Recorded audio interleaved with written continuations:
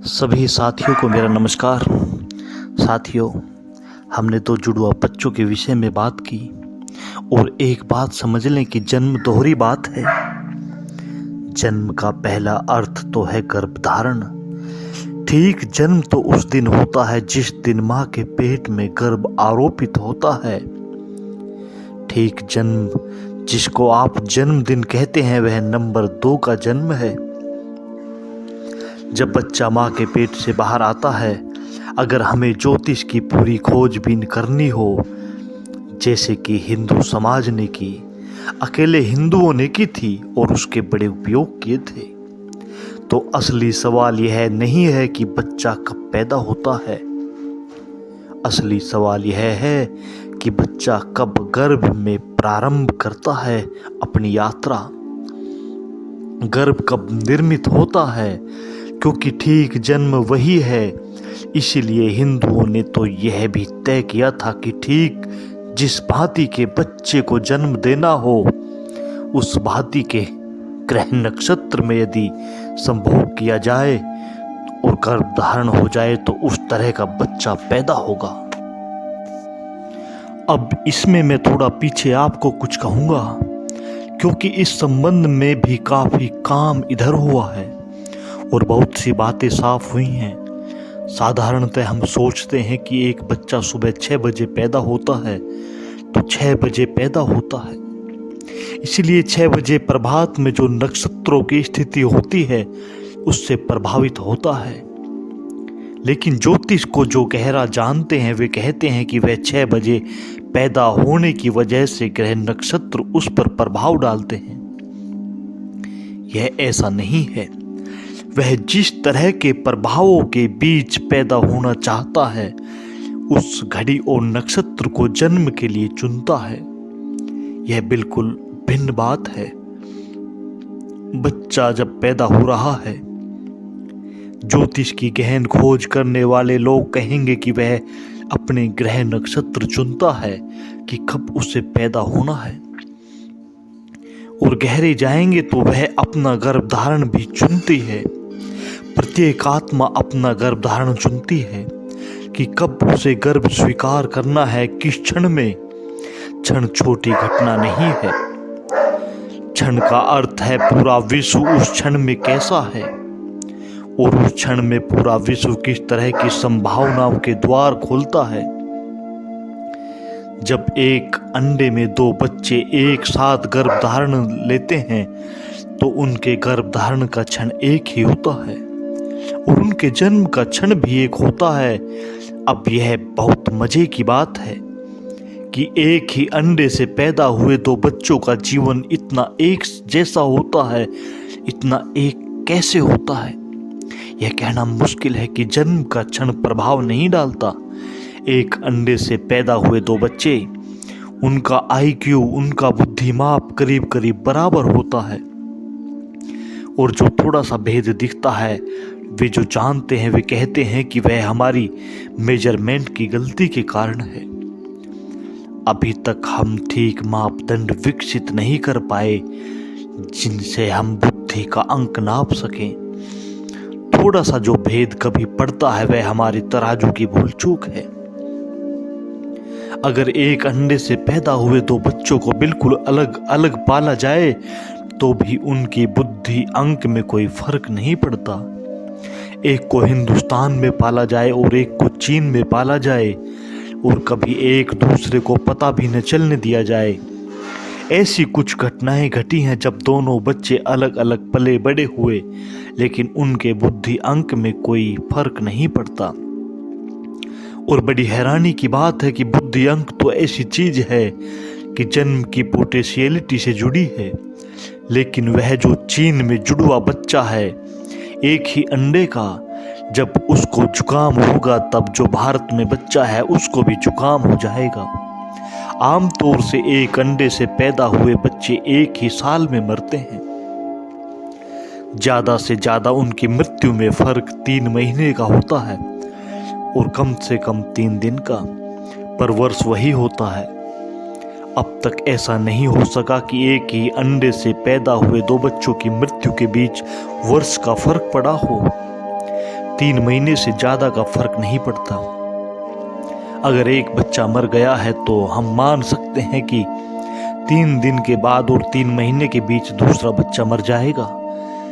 इनके रुझान, इनके ढंग, इनके भाव समानांतर होते हैं और करीब करीब ऐसा मालूम पड़ता है कि ये दोनों एक ही ढंग से जीते हैं, एक दूसरे की कॉपी की भांति होते हैं।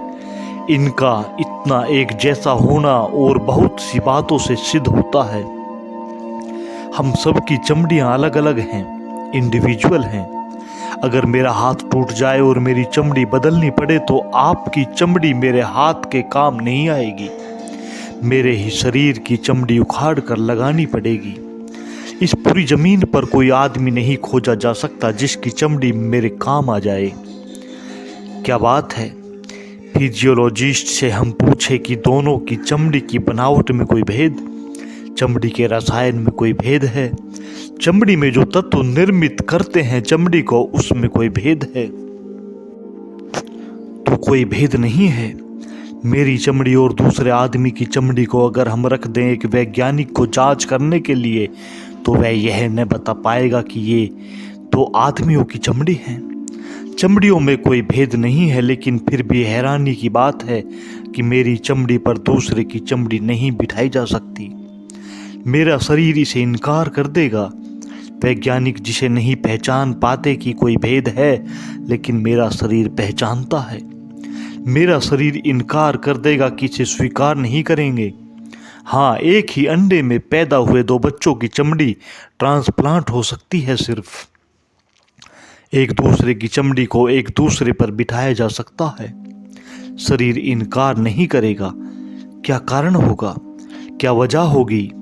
अगर हम कहें एक ही माँ बाप के बेटे हैं तो 2 भाई भी एक ही माँ बाप के हैं, उनकी चमड़ी नहीं बदली जा सकती, सिवाय इसके कि ये दोनों बेटे एक क्षण में निर्मित हुए और इनमें समानता नहीं, क्योंकि उसी बाप और उसी माँ से पैदा हुए दूसरे भाई भी हैं। उन पर चमड़ी काम नहीं करती, उनकी चमड़ी एक दूसरे पर नहीं बदली जा सकती, सिर्फ इनका बर्थ मोमेंट, बाकी तो सब एक है। वही माँ बाप, सिर्फ एक बात बड़ी भिन्न है और वह है इनके जन्म का क्षण। क्या जन्म का क्षण इतने महत्वपूर्ण रूप से प्रभावित करता है कि उम्र भी दोनों की करीब करीब, बुद्धि माप करीब करीब, दोनों की चमड़ियों का ढंग एक सा, दोनों के शरीर व्यवहार करने की बात एक सी, दोनों बीमार पड़ते हैं तो एक सी बीमारियों से, दोनों स्वस्थ होते हैं तो एक सी दवाओं से।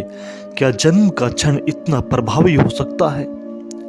ज्योतिष कहता रहा है कि इसमें भी ज्यादा प्रभावी है जन्म का क्षण, लेकिन आज तक ज्योतिष के लिए वैज्ञानिक सहमति नहीं थी, पर अब सहमति बढ़ा दी जाती है। इस सहमति में कई नए प्रयोग सहयोगी बने। एक तो जैसे ही हमने आर्टिफिशियल सैटेलाइट्स, हमने कृत्रिम उपग्रह अंतरिक्ष में छोड़े, वैसे ही हमें पता चला कि सारे जगत से, सारे ग्रह नक्षत्रों से, सारे तारों से निरंतर अनंत प्रकार की किरणों का जाल प्रवाहित होता है जो पृथ्वी पर टकराता है, और पृथ्वी पर कोई भी ऐसी चीज नहीं है जो उससे अप्रभावित छूट जाए।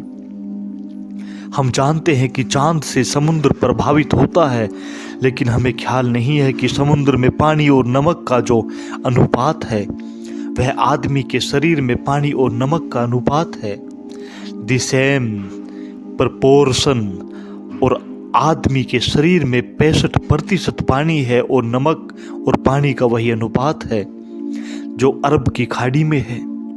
अगर समुद्र का पानी प्रभावित होता है चांद से, तो आदमी के शरीर के भीतर का पानी क्यों प्रभावित नहीं होगा? अभी इस संबंध में खोजबीन हुई, उसमें 2-3 तथ्य ख्याल में ले लेने जैसे हैं। वह यह कि पूर्णिमा के निकट आते आते सारी दुनिया में पागलपन की संख्या बढ़ती है। अमावस्या के दिन दुनिया में सबसे कम लोग पागल होते हैं, पूर्णिमा के दिन सर्वाधिक। चांद के बढ़ने के साथ अनुपात पागलों का बढ़ना शुरू होता है। पूर्णिमा के दिन पागल खानों में सर्वाधिक लोग प्रवेश करते हैं और अमावस्या के दिन पागल खानों से सर्वाधिक लोग बाहर जाते हैं। अब तो इसके स्टैटिस्टिक्स उपलब्ध हैं। अंग्रेजी में शब्द है लूनाटिक। लूनाटिक का मतलब होता है चांद मारा। लूनार हिंदी में भी पागल के लिए चांद मारा शब्द है। बहुत पुराना शब्द है लूनाटिक।